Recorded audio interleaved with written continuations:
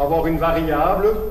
Par contre, il y aura des trous noirs avec moment cinétique ou non, et il y aura des trous noirs avec charge ou non.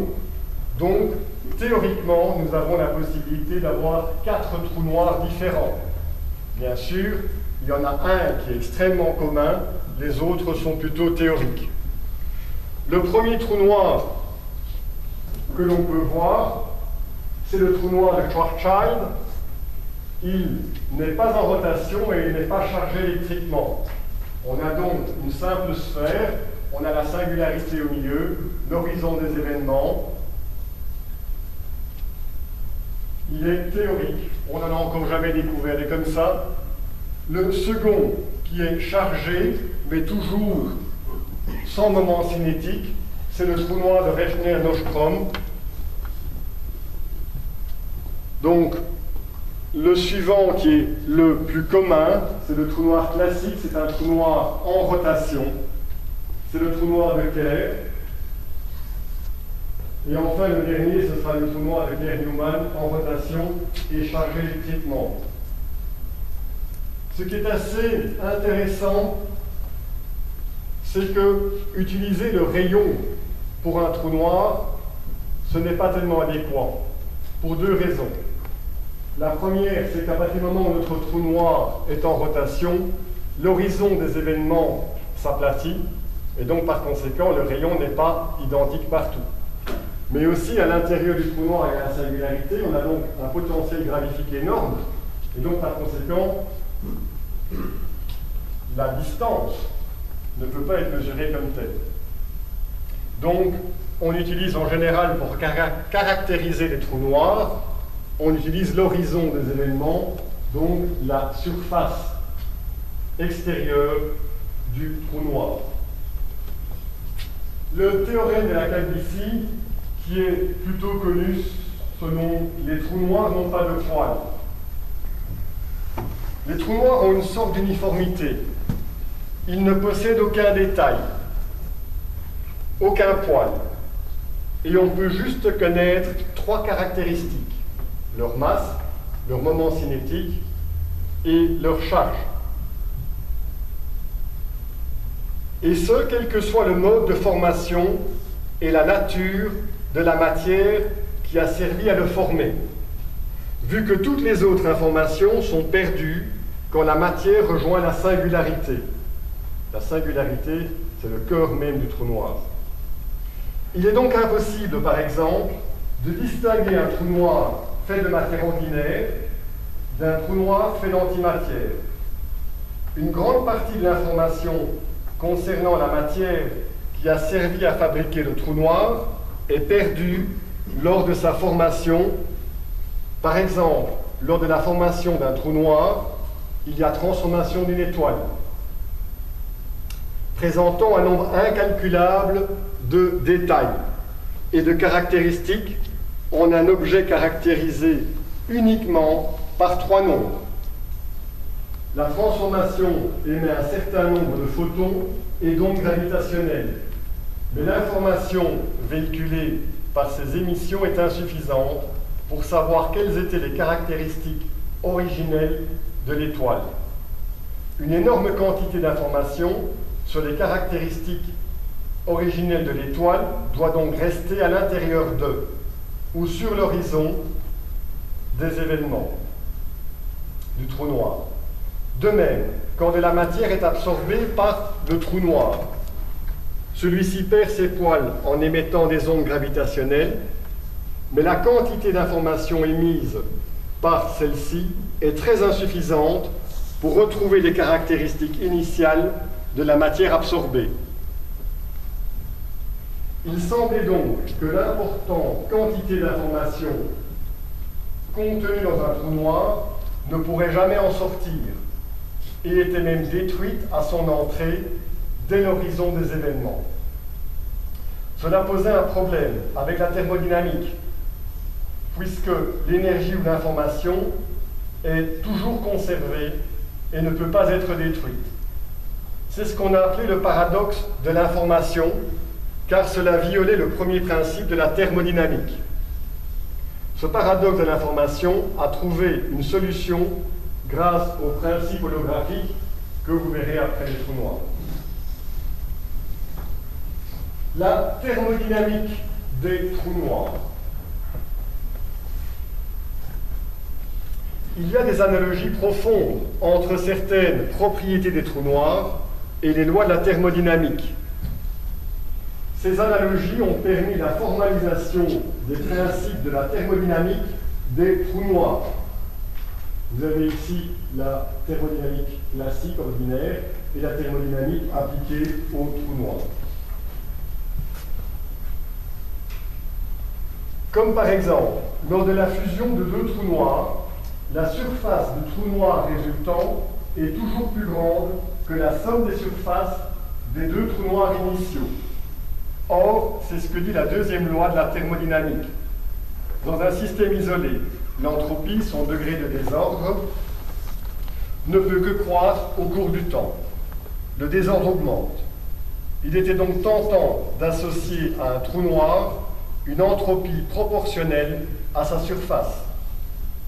Mais la thermodynamique indique dans ce cas qu'un système physique auquel on associe une entropie doit également posséder une certaine température. Et comme un objet porté à une température non nulle émet un certain rayonnement électromagnétique, les trous noirs devaient rayonner. Ces analogies sont devenues pertinentes grâce à la découverte du phénomène d'évaporation des trous noirs, encore appelé rayonnement de Hawking.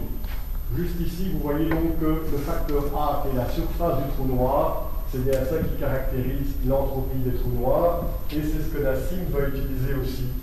C'est bien la surface des trous noirs, ou la surface du proton qui va être utilisée. Donc le rayonnement de Hawking. Stephen Hawking a découvert en 1975 que l'horizon des événements d'un trou noir, sa surface, émettait un infime rayonnement. Cette radiation correspond à un rayonnement de corps noir. Elle est émise dans toutes les directions. Ce phénomène est aussi appelé évaporation des trous noirs.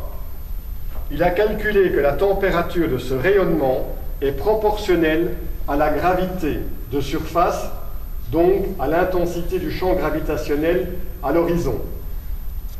Ainsi, connaissant la valeur de la température, Hawking propose une valeur d'entropie des trous noirs s'exprimant en termes de leur surface.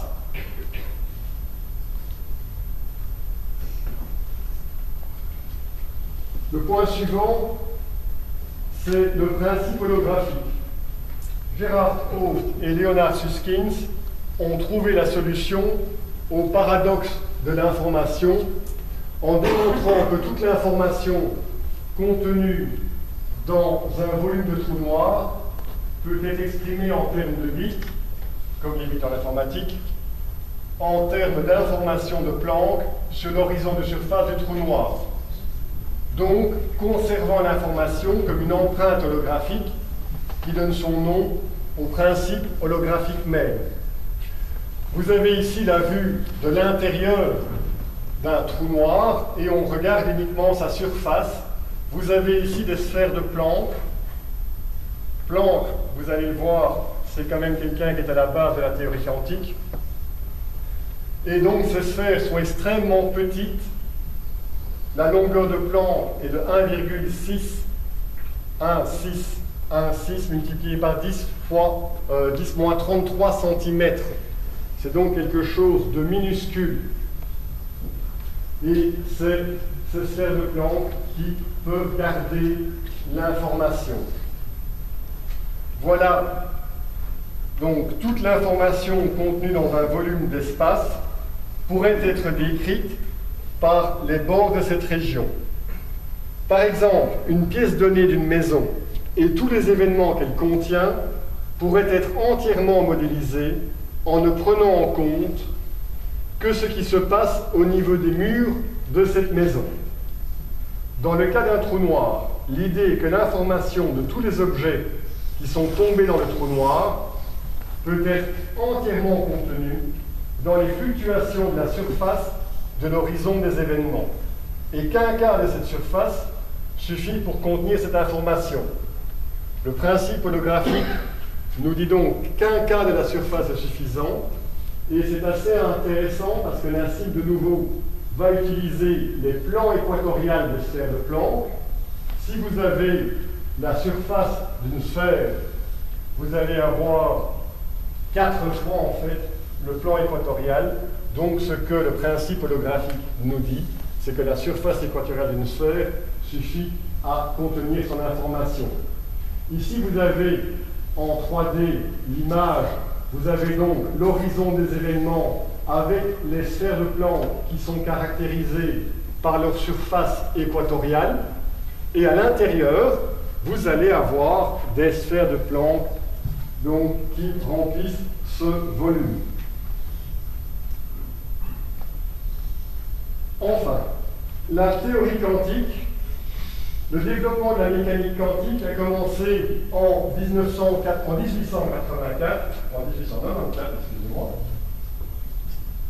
avec Max Planck, alors qu'il étudiait le problème du rayonnement d'un corps noir.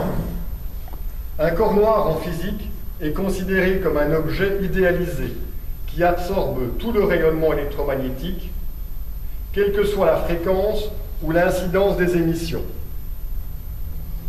Un tel objet, en équilibre thermique, va émettre des ondes électromagnétiques. Le problème rencontré à l'époque, c'est que la région ultraviolette du spectre devait avoir une énergie infinie.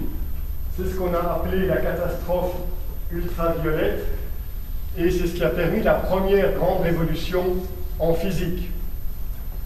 La radiation émise par un corps noir n'existe qu'en nombre entier, où la quantité totale d'énergie saute continuellement d'une valeur à l'autre, créant un paquet d'énergie quantifiée, un quanta, plutôt qu'une énergie continue et infinie. Donc de nouveau, on avait le problème de quelque chose qui était continu. Nassim, dans sa solution de la gravité, va, grâce aux sphères de Planck, la rendre discrète aussi. Donc, ce que Planck nous dit, c'est que l'énergie est égale à la constante de Planck multipliée par la fréquence de l'onde électromagnétique.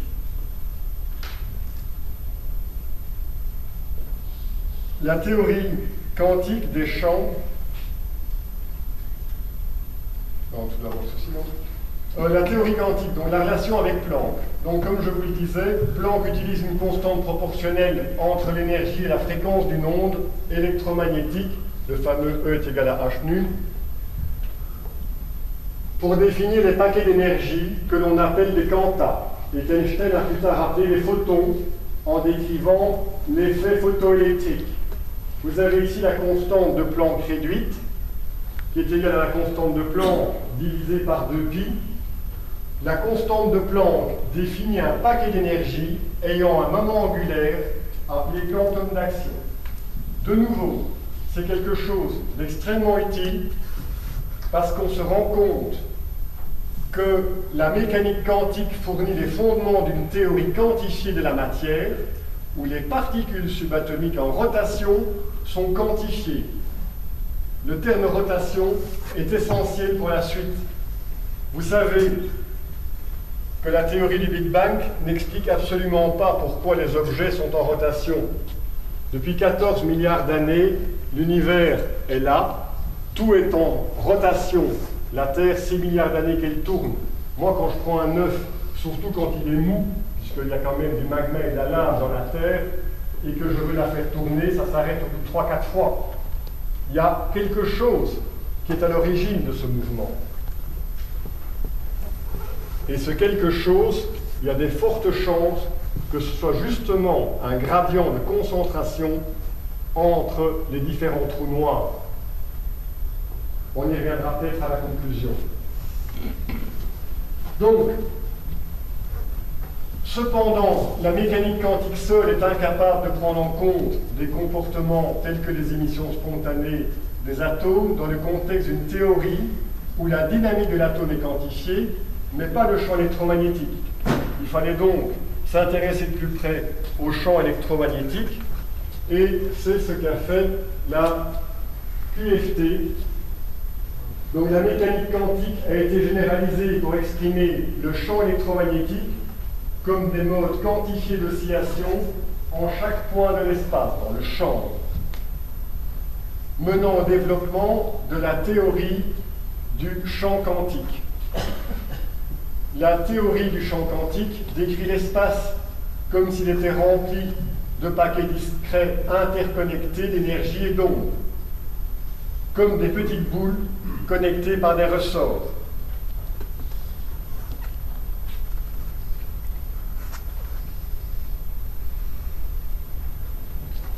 Cependant, une difficulté s'est posée lorsque la théorie quantique des champs a tenté d'additionner toutes les valeurs du vide, toutes les oscillations, toutes les fréquences qu'il y a dans le vide.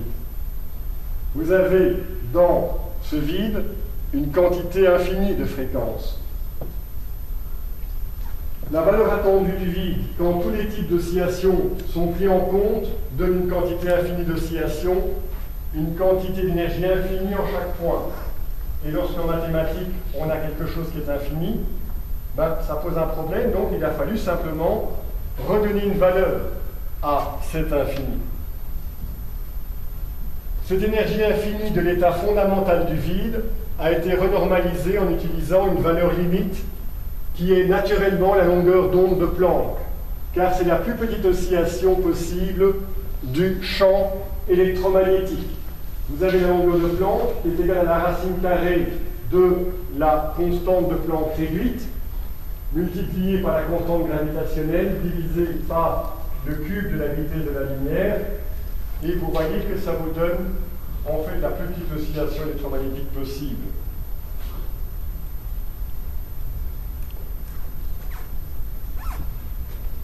Comment est-ce qu'on a renormalisé cette valeur infinie du vide?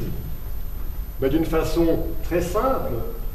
On a simplement pris un cube d'1 cm3, on a mis dedans des sphères de Planck, donc des petites billes qui ont un rayon de 10-33 cm.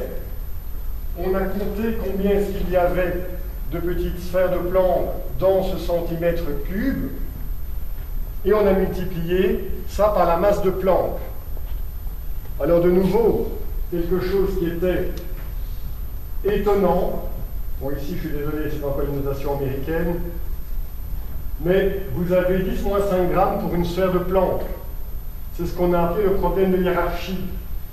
Comment est-ce que la sphère de Planck peut avoir 10-5 grammes alors qu'elle est toute petite et qu'un proton qui vaut 10-24 grammes est donc beaucoup plus et moins massif alors qu'il est beaucoup plus grand parce que son rayon, lui, vaut 10-13 cm. Donc imaginez-vous qu'entre les 10-33 cm et les 10-13, on a 20 ordres de grandeur. Et on a pourtant une masse nettement plus importante pour quelque chose qui est beaucoup plus petit. C'était aussi quelque chose d'aberrant que Nassim explique. Et donc, la masse renormalisée du vide est de 10 exposant 93 grammes quand on fait ce petit calcul. C'est une masse énorme.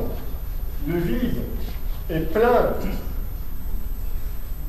Pour vous donner une idée de l'intensité, de la grandeur, si vous prenez tout ce qu'on connaît comme matière et qu'on le compacte dans 1 cm3, tout l'univers rentrant dans ce fameux petit centimètre cube, on aura une masse de 10 exposant 55 grammes. 1 centimètre de vide a une masse énergie colossalement plus grande que toute la matière connue.